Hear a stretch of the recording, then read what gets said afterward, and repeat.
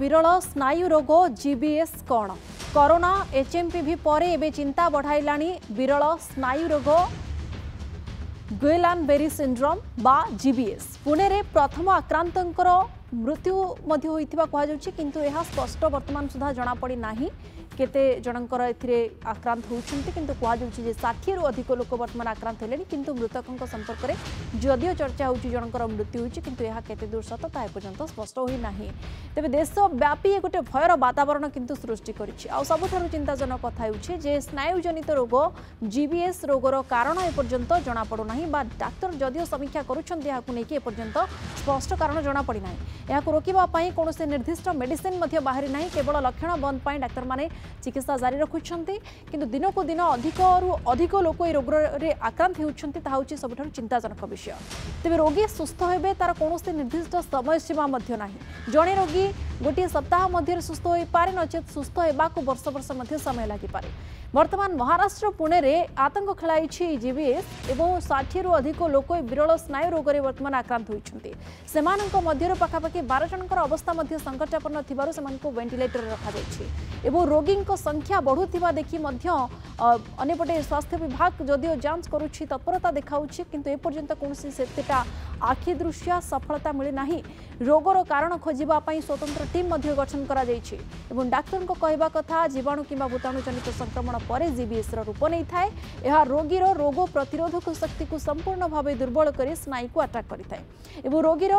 जितेबाला पीड़ित रोगी दुर्बल होगा अनुभव करे बधिरा अनुभव करबा एपरिकी पक्षाघातर शिकार मध्य होई पारंती तेबे रोग उभय छोट पिला एवं युवगोष्ठी को मध्य आक्रांत करिपारे बोली डाक्टर मत एवं जीबीएस रोग सृष्टि होबार कारण जणा पड़ी नाही तार निराकरण को मध्य नेकी एबे चिंता बढ़ी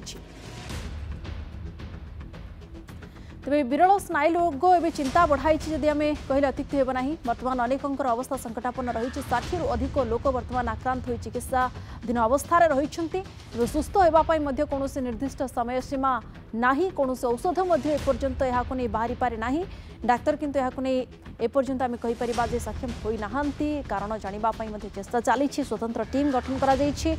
अधिकरू अधिक संख्यक आक्रांत बाहर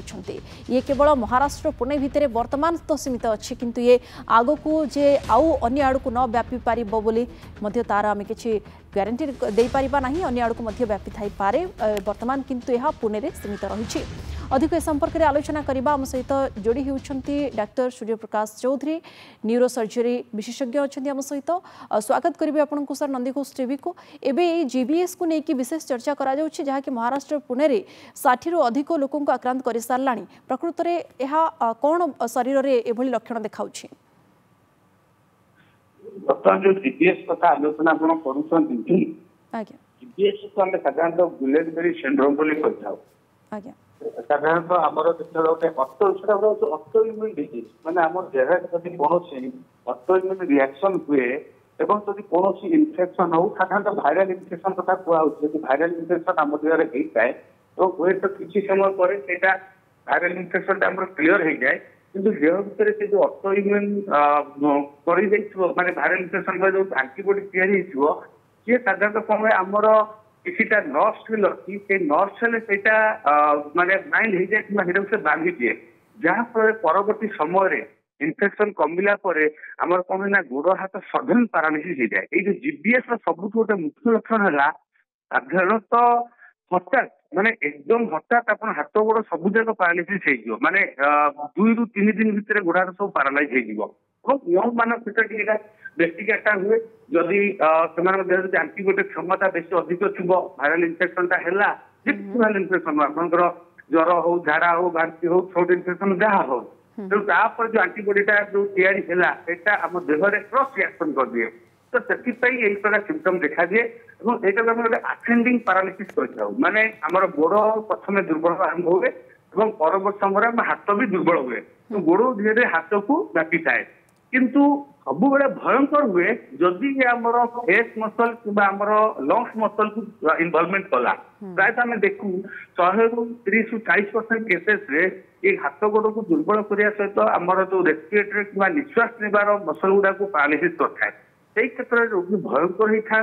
हुए तो वेंटिलेटर भी आवश्यकता पड़ पारे ଏବଂ ବେଳେ ବେଳେ କଣ୍ଡିସନ ଏତେ ସାଂଘାତିକ ହୋଇଥାଏ ଯୋଉଟା କି ଲୋକ ମୃତ୍ୟୁବରଣ କରିଥାନ୍ତି। ତେଣୁ ଏ ରୋଗକୁ ଚିହ୍ନିବା ସବୁଠୁ ଗୁରୁତ୍ୱପୂର୍ଣ୍ଣ ଜିନିଷ। ଯଦି ଆମେ ଚିହ୍ନିଯିବା ତ ଆମେ ସାଙ୍ଗେ ସାଙ୍ଗେ ଡାଇଗ୍ନୋସିସ୍ କଲେ ଏହାର ଟ୍ରିଟମେଣ୍ଟ ଅଛି। ସାଧାରଣତଃ ଟ୍ରିଟମେଣ୍ଟ ପଦ୍ଧତି କହିବାକୁ ଗଲେ ଦୁଇଟି ହିଁ ଟ୍ରିଟମେଣ୍ଟ ତାର ରହୁଛି। ଗୋଟେ ହଉଛି IVIG ଦିଆଯାଏ, ନହେଲେ ଗୋଟେ ହଉଛି ପ୍ଲାଜମାଫେରେସିସ୍ କରାଯାଏ। ଦୁଇଟି ଛଡା ଆର କୌଣସି ତୃତୀୟ ଟ୍ରିଟମେଣ୍ଟ ବି ନାହିଁ। ତେଣୁ ପ୍ରାୟ ଜାଗାରେ ଆମେ IVIG ଦେଇଥାଉ କିମ୍ବା